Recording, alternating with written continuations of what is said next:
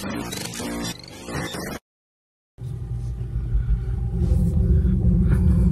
mga ka-peeps, kamusta kayong lahat? Kain muna tayo. Bigay na kuya. Chicharon siya. Tsaka may cake. Ulam ko today. Maaga kong umuwi. Dapat 1 to 9:30 pero 1 to 5 lang ako dumuti. Bakit? Kasi extreme yung cold dito ngayon sa Alberta, sa Smoky Lake sa Canada. Sobrang lamig. Today is minus 43 and 3 days na rin ako may sipon tsaka apo. Ito yung iniinom ko, parang medyo iba yung boses ko, diba? So yan, spray lang siya, spray ko lang kasi medyo masakit sa lalamunan. Sobra kasing lamig talaga. First time kong ma-experience to.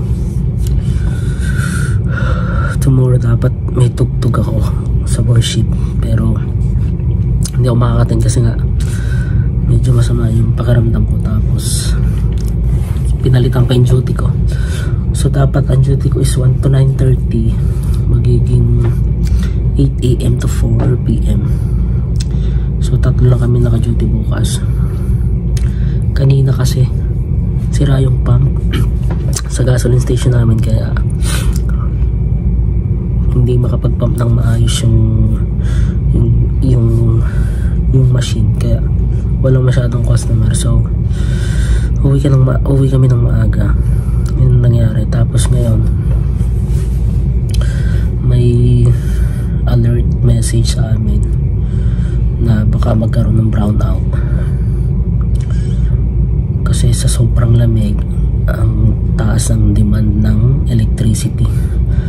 So mataas yung probability na mag brownout, kaya prepare na kami ngayon. Gina-charge ko na rin tong mga mobile, pero sana hindi kasi talagang malamig sa labas. Pag lumabas ka ng wala kang gloves, mapo-frozen bite ka. Delikado. Grabe, hindi ako na nag-experience. Sobrang lamig talaga. Nakakatakot talagang lumabas. Akala ko joke lang. At hindi pala pag lumalamig talaga dito. Sabi nila last year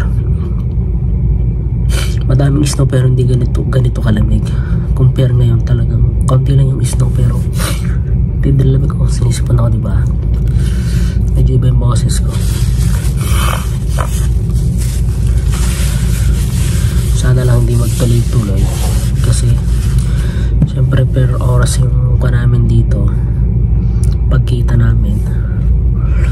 So kapag konti lang yung oras, konti lang yung kikitain. Kaya pero bukas naman makaka 8 hours naman ako. Tsaka kita ko naman kasi may mga 10-day forecast naman dito sa weather app na meron kami dito sa mga phone namin. Next week medyo mababa na pero unpredictable pa din siya. Kasi nga nagbabago ang temperature. Kunyari minus 40 pero kasi may hangin, minsan naging minus 47, minus 48. Pati kami kung nagdadry, oh. Ayan, oh. May nilalagay akong cream. Effective siya. Ayan, lagay mo lang siya kasi nagka-crack siya. Pati labi ko nga, oh.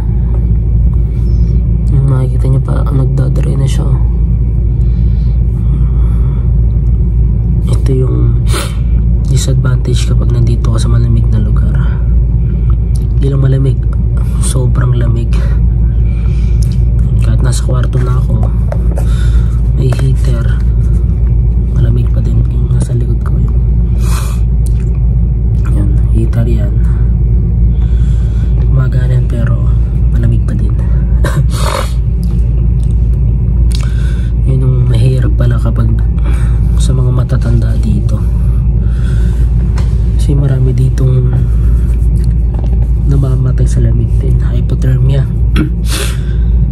sobrang lamig pag natulog, tumitigil sa pagtibok yung puso, yun, natutuluyan sila.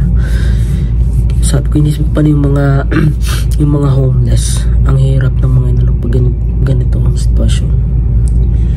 Yung -10, -15, grabe ng lamig nun. Yung average na temperature ng freezer is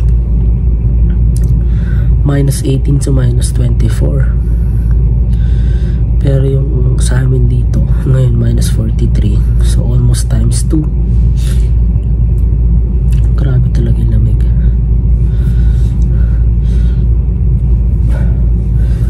Kagabi pag uwi ko, grabe talaga, puro foggy, tapos yung fog niya is frozen fog. Grabe talaga, parang sinasalubong ko talaga ng yelo. Nakakatakot din talaga. Medyo pagaling na naman ako. Nakakuha ako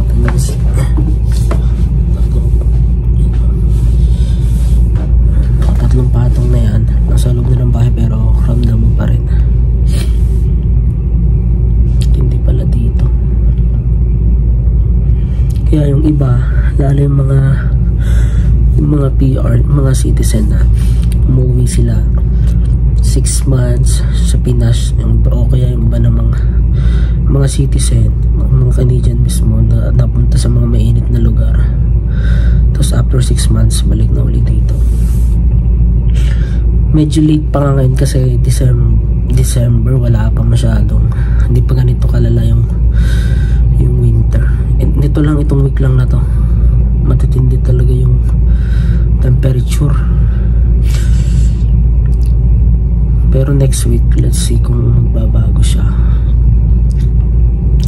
Tingnan nyo, tatanungin ko yung aking kaibigan dito. Ito, tatanungin natin siya. Tatanungin natin kung anong weather ngayon, ha. Hey Google, what's the weather today? Tonight in Smoky Lake, the forecast is around -37 and clear. Right now it's -36 degrees and clear.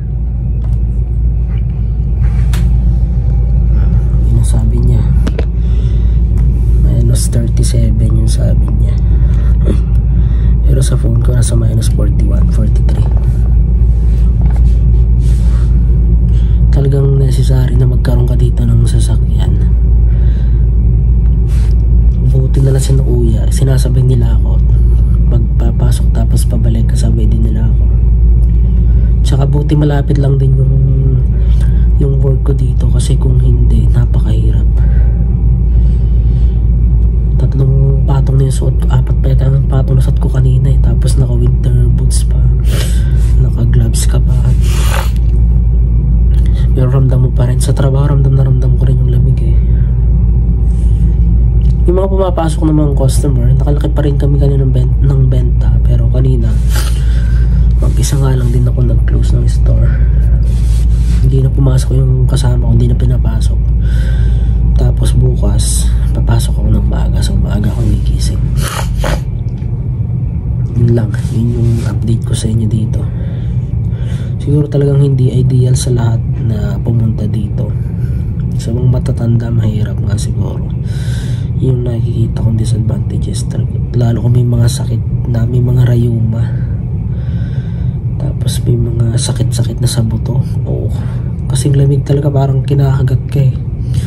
Pasok hanggang sa buto mo, pasok siya. Yun yung mahirap talaga. Itagalat na sobrang maganda. Yun, maya tulog na ako kasi maaga papasok ko bukas. In-update ko lang kayo kasi ngayong mga tao dito binalaan na mag-control sa paggamit, kasi anytime pwedeng magkaroon kami ng power interruption kasi taas ang demand nga ng electricity, kasi sobra talagang lamig, severe talaga. Sipin mo pati gasolinahan, tumitigil yung pag-pump sa sobrang lamig talaga. So yun lang yung update ko muna. Balitaan ko na lang ulit kayo sa mga susunod kong vlog. See you na lang ulit mga kapips, and thank you for always supporting my channel. God bless you all. And keep warm. Ingat kayong lahat. God bless you all.